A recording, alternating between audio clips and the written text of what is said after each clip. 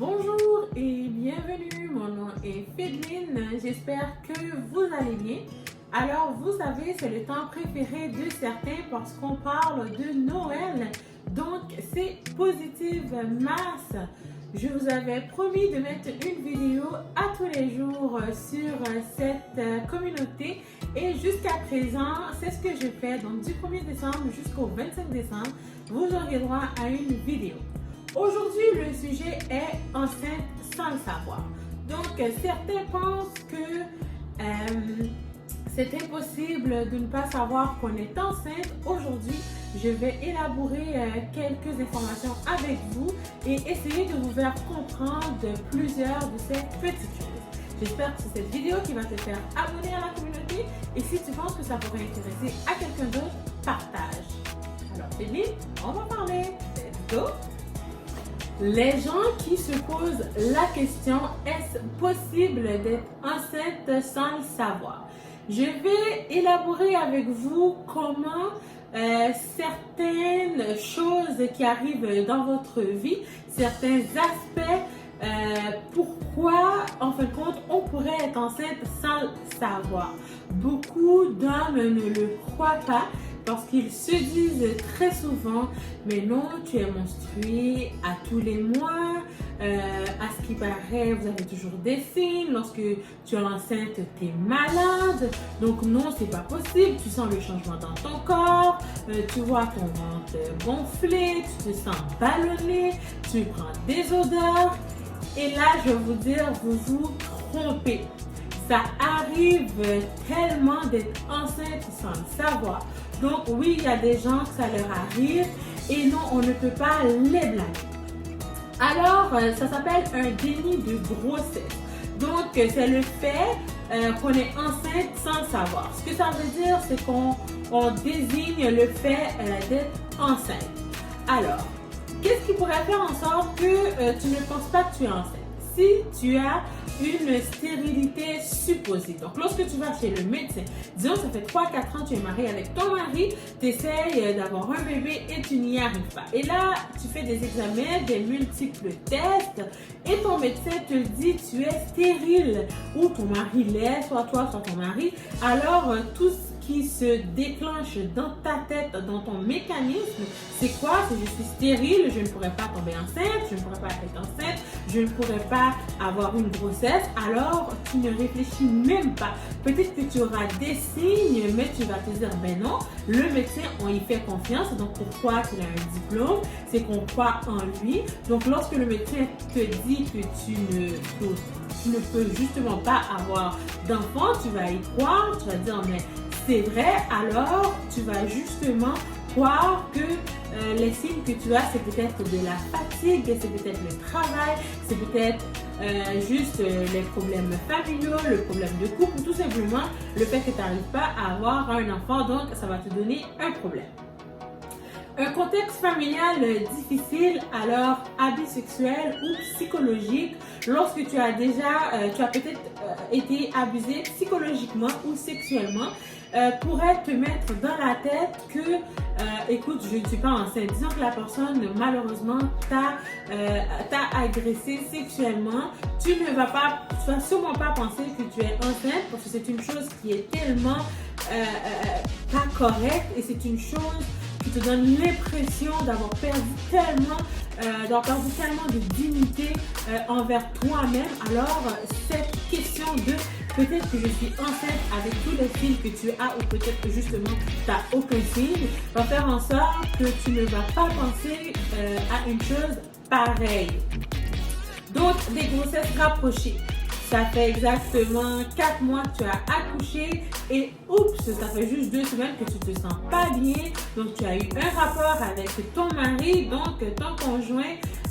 Là, tu pourrais te dire, ou ton copain tout simplement, tu pourrais te dire non, je suis juste fatiguée, je viens juste d'accoucher, c'est pas possible. Et oui, c'est possible d'avoir une nouvelle grossesse très rapprochée. Ou justement, comme je vous disais, une grossesse qui se résulte d'une agression sexuelle. Donc, vous vous êtes fait agresser malheureusement Et là, c'est une chose que vous ne voulez pas parler parce que vous avez honte, vous avez peur. Donc, de un, d'avoir peut-être attrapé des maladies. De deux, justement, ce n'est pas une chose que vous voulez. Vous ne voulez pas que votre enfant vous rappelle votre agression parce que c'est difficile à vivre et tout le monde devrait le savoir. Ça, alors, vous ne voulez pas que cette histoire-là sorte. Donc, ce qui arrive, c'est que vous n'y pensez même pas d'être enceinte. Vous ne réfléchissez même pas. Vous vous dites que c'est impossible que vous le soyez. Donc, ce n'est même pas une chose qui effleure votre esprit. Si une personne dénie l'idée de vouloir avoir un enfant, donc souhaite avoir aucun enfant, donc a une conversation soulevée à voix haute avec ses amis, avec sa famille, avec des gens proches ou tout simplement avec son conjoint, ils se mettent en accord de ne pas vouloir un enfant. Le mécanisme qui se trouve dans notre tête, dans notre subconscient, ne va pas nous envoyer des signes du tout lorsqu'on est enceinte. Ça va le cacher. Pourquoi? On ne sait pas, mais ça arrive que notre subconscient décide juste de ne rien envoyer, de ne rien dire. Alors là, on n'est pas au courant qu'on est enceinte. L'enfant grossit de manière en largeur à la place de grossir plutôt vers l'avant. Donc, tout ce que vous allez voir, peut-être que vous allez grossir ou tout simplement, vous allez justement pas prendre ne serait-ce qu'une livre et pas du tout. Ce qu'il y a d'étonnant, par exemple, c'est une fois que la femme est au courant qu'elle est enceinte, il y a un mécanisme qui se déclenche à l'intérieur en quelques heures, qui se déclenche à l'intérieur de nous en quelques heures, qui va faire que tu vas voir que ton ventre va grossir dans le niveau qu'il devrait être. Donc, ça va se développer en quelques heures aussi rapidement. Vous allez vous dire, mais c'est pas possible, ça fait peut-être 6 mois, 7 mois que je suis enceinte et je ne l'ai jamais constaté. Alors, je sais, ça fait peut-être que 30 minutes ou que 6 heures ou 7 heures et là, mon ventre apparaît déjà. Donc, oui, ça pourrait arriver automatiquement que vous le sachiez. Vous voyez que votre ventre grossit en quelques heures. Ne soyez pas étonnés, dites-vous pas que la personne cachait son ventre. C'est justement un mécanisme qui se développe à l'intérieur de vous que je ne pourrais vous expliquer. Donc, c'est vraiment la levée du déni de grossesse qui va faire en sorte que votre ventre va s'élargir, va grossir, va pousser. Donc, on va avoir une bedaine. C'est vraiment le fait d'enlever ça psychologiquement, mentalement, physiquement, qui va faire que vous allez voir tous les changements. Donc, là, à ce moment-là, vous pourrez avoir tous les signes. Donc, vomissements, des odeurs et tout. Donc, dites-vous, oui, c'est possible qu'une femme soit enceinte, donc oui, et qu'elle ne soit pas au courant.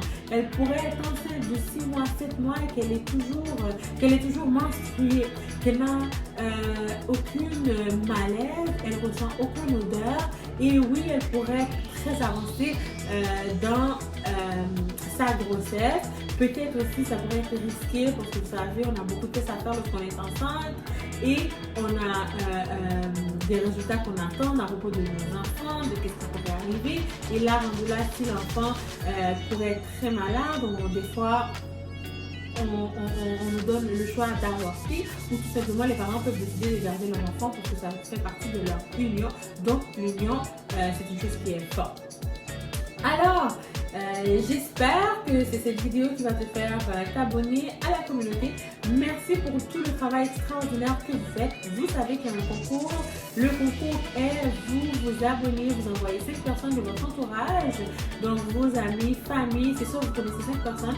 Vous leur dites de venir s'abonner et d'écrire en commentaire le nom de la personne qui les a envoyés. Et à leur tour aussi, ils peuvent aussi participer et envoyer les gens venir s'abonner comme vous. Et peut-être qu'ils auront la chance de gagner un panier de Noël qui sera tiré le 25 décembre et le concours se termine le 24 décembre. Envoyez-les aller écouter la vidéo concours pour qu'ils puissent comprendre un peu ce qu'il en est.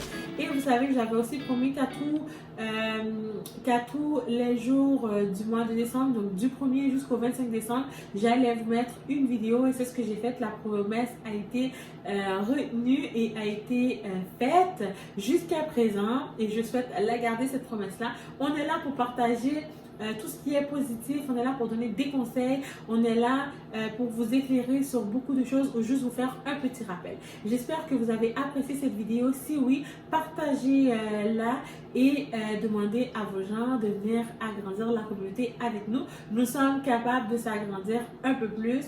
J'ai réfléchi à si d'ici le 1er janvier, nous arrivons à un nombre de 1000 abonnés sur la chaîne, je vais faire un autre tirage et j'espère que vous allez gagner. Donc, tous ceux qui ont participé, je vais quand même garder vos noms et vous pourriez continuer à être dans ce tirage-là et peut-être que c'est toi qui auras la chance de gagner 2 fois de suite ou tout simplement 2 personnes différentes.